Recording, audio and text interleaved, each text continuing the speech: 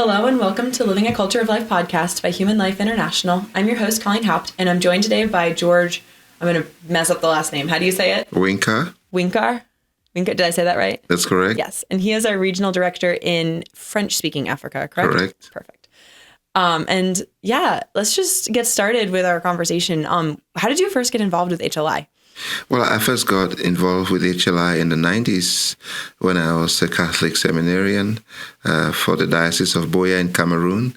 And I was a member of the Seminarians for Life group in the major seminary of St. Thomas Aquinas in Bambui, Cameroon. Okay. And did you meet HLI missionaries at seminarian programs, or how did you first get connected with HLI? Interestingly, it was through the Seminarians for Life newsletter.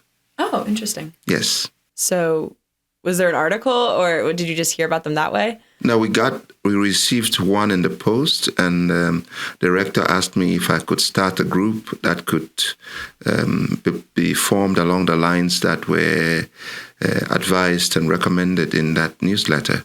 So we formed that group and brought a few seminarians together, and nearly 30 years later, the group is going strong. That's really cool.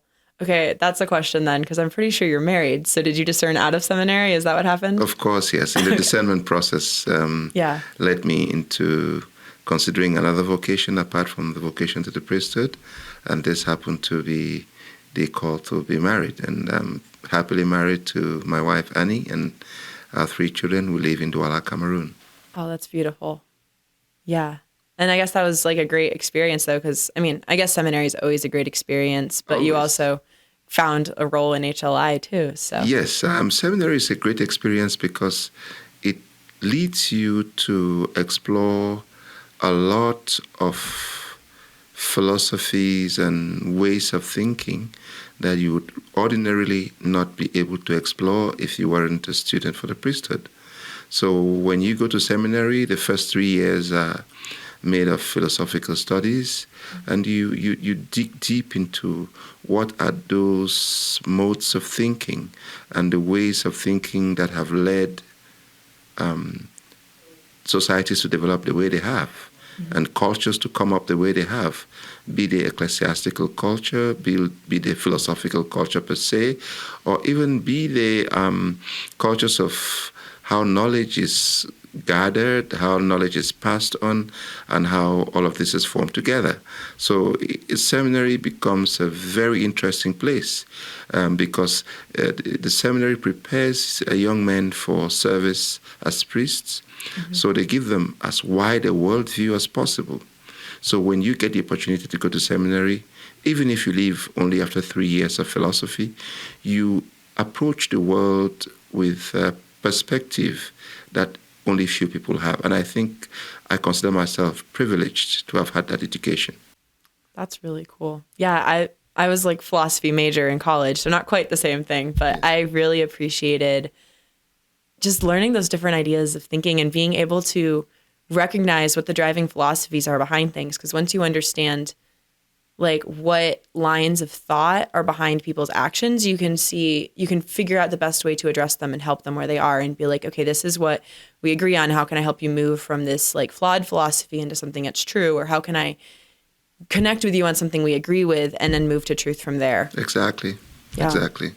So that's really cool. When did you first become regional director? Actually, my relationship and involvement with HLI grew steadily. Okay. From 1996, I was a volunteer, then I became a coordinator, and eventually, evolved into a regional director role. Mm-hmm. And it's interesting because it was like the military. You go from step to step to step until you get to something I could call the top of it. But in HLI, we're not talking about the top because we are serving. Yes. And everybody's a foot soldier. And all that we are interested in is how we can advance the cause of life, mm-hmm. love, family, and marriage around the world. And everybody does it in their own small corner. And we come together as we just did mm-hmm. to see how we could pool all our experiences together, how we could pool all our thoughts and ideas together, and how as a group and as an organization, we can move these special and specific direction of mission forward. Mm-hmm. Yeah, it was really, really cool last week being able to be present at all the different presentations that you gave and hearing what's going on all around the world, and even just seeing you guys work together, being like, oh, I know this priest in this area that you should talk to, the international network that there is. What are some of the things that you're involved with on the mission field? Like, I know you do seminarian trainings, priest trainings. What kind of specific mission work do you do in your part of Africa? Yeah, you see, every part of the mission field has its challenges. Mm-hmm. Now, and some challenges are more urgent than others. Mm-hmm. So we are working in a number of areas. One of them is advocacy, because there are lots of government policies happening mm-hmm. for which we have to help our people understand what are the stakes, mm-hmm. What are the directions they should or shouldn't take based on what we stand for. And we stand for marriage as God intended it to be.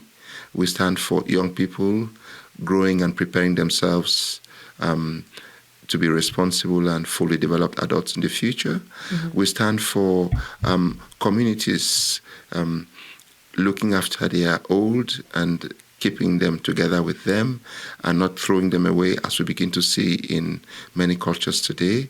And we stand for helping young people, young children, to conserve, to keep their innocence until a stage when they are mature enough to handle some of the challenges that life throws at them in the areas of human sexuality, in the areas of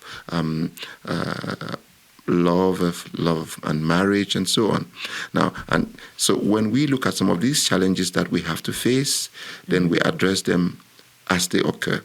But otherwise, we have routine programs, so training of seminarians, teaching families, NFP, and working also in the area of training. So we help people who are involved with the media to understand the issues.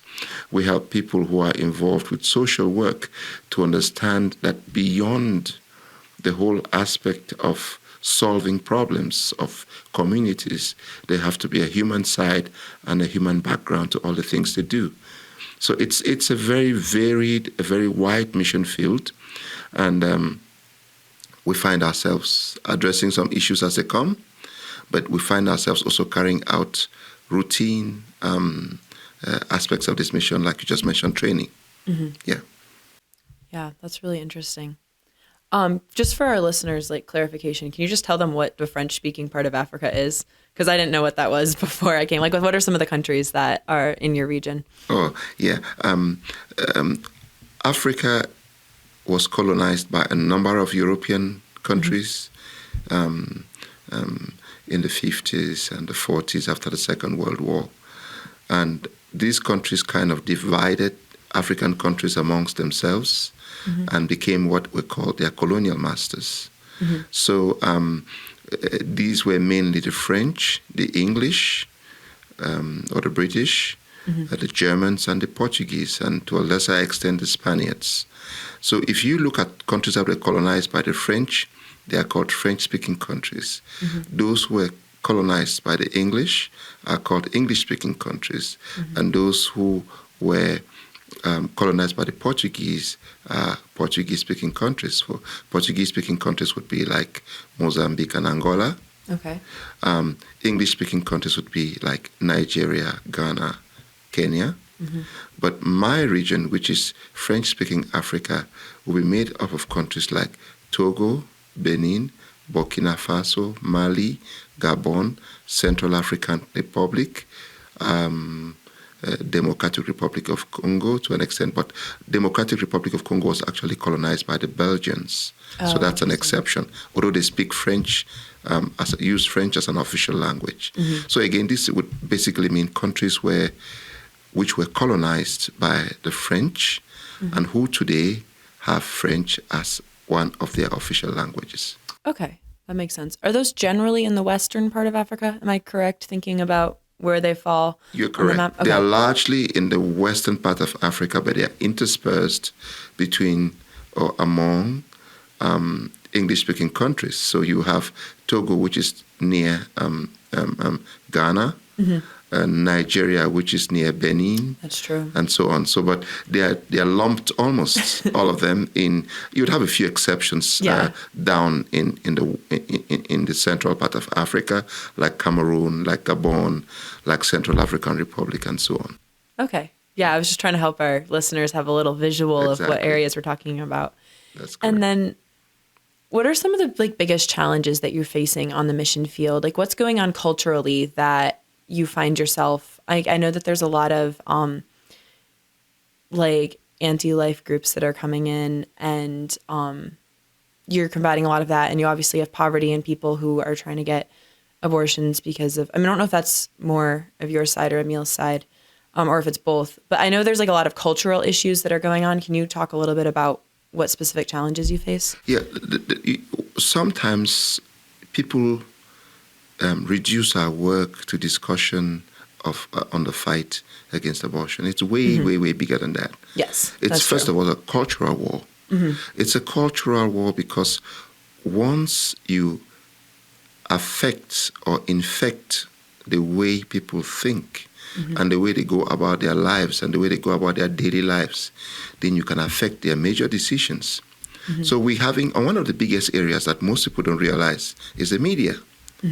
Because the media informs, educates, and perhaps deforms to a large extent.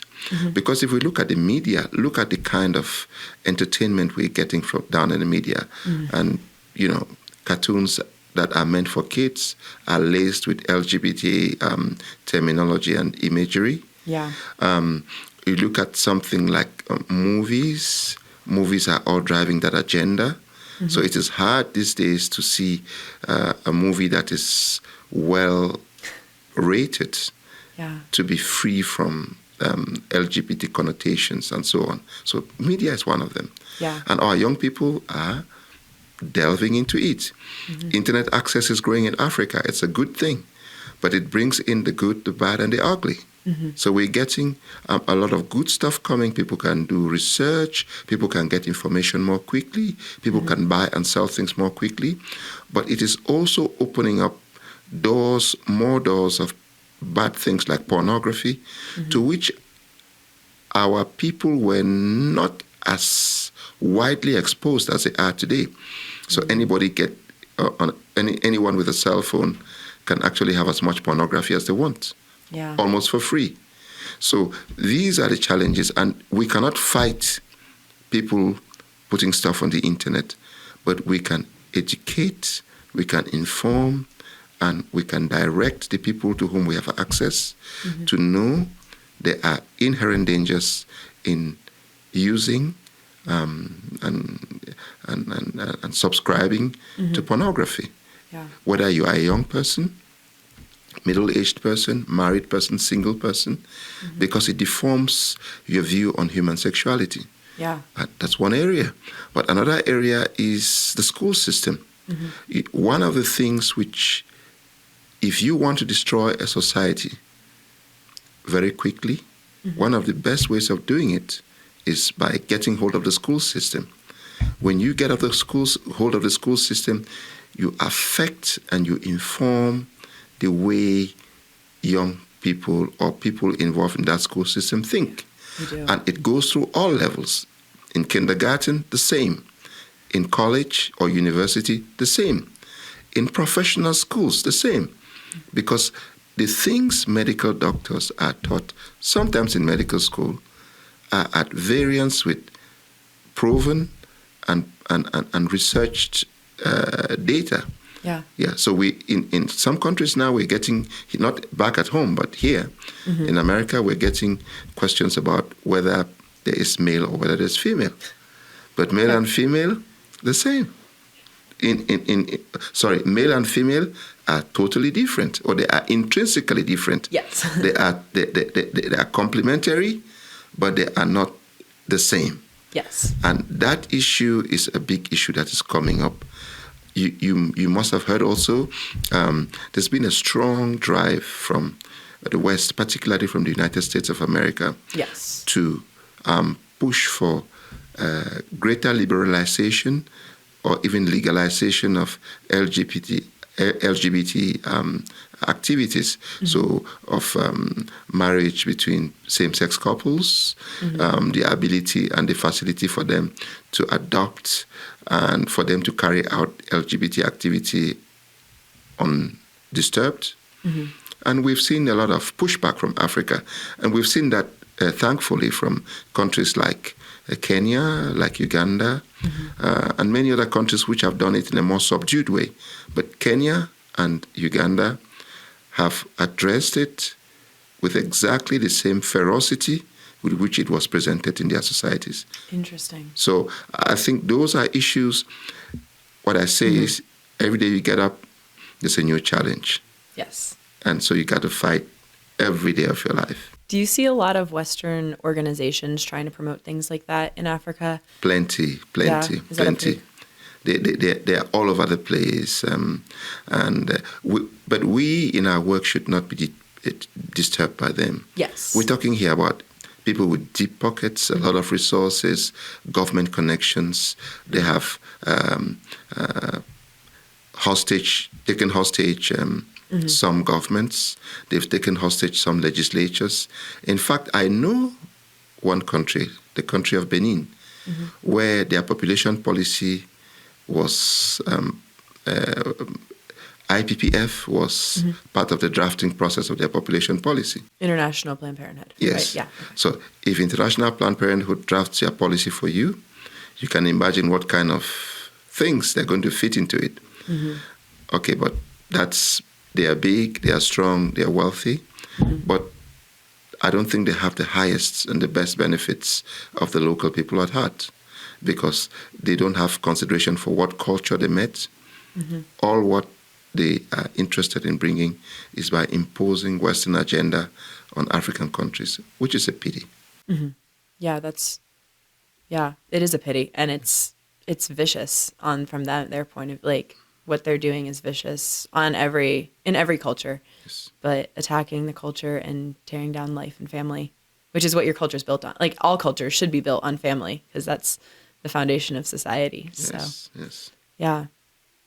Yeah, it's always interesting to think about what I think us here in America can get very focused on thinking that what's going on here is what's going on in the rest of the world. And yes, the things we're struggling with here are becoming problems in the part of the world, but I don't think Americans realize how much American organizations are imposing it on other cultures, which is imposing, International Planned Parenthood was originally an American organization, and then now they have the international part of the organization that's imposing these bad Western ideas onto other countries.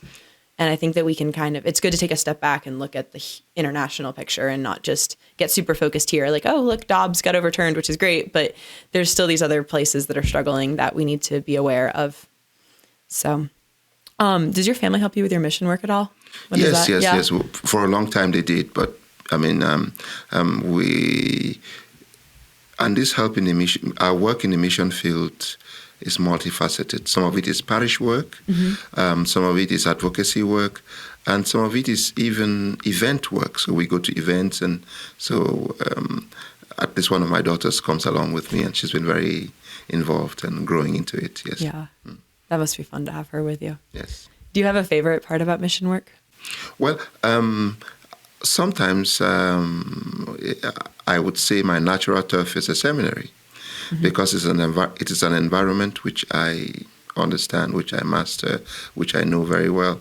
And I think I'm in a very good position to understand what the stakes are. And the stakes are very high. Okay. If we can support seminarians on training, if we can provide them with additional material that complements what they receive during their formal academic training in seminaries, this can greatly impact what kind of priests they become. This can greatly impact how prepared they are to minister to families, to the young people, to the society that awaits them. I keep telling them, if the day a couple comes to you with a problem in your office or at the rectory, they don't give you any time to go back and look at what Humane Vitae says. They want you to have an answer there and then. Yeah. So the preparatory time or the preparation time for the priesthood is a very important time. And so if we can get in early and work in sync with the seminary formators, we could be well be on our way to training formidable young priests tomorrow that could help change the culture, turn around the culture to what we all are working for it to be. And to bring back marriage, to give back to the family its place and its role and its structure as God intended it, and to give people a reason to hope. Because of all the challenges we face in life today, because of the despondency that we see, lots of people lose hope. The young people, in many cases, lose hope.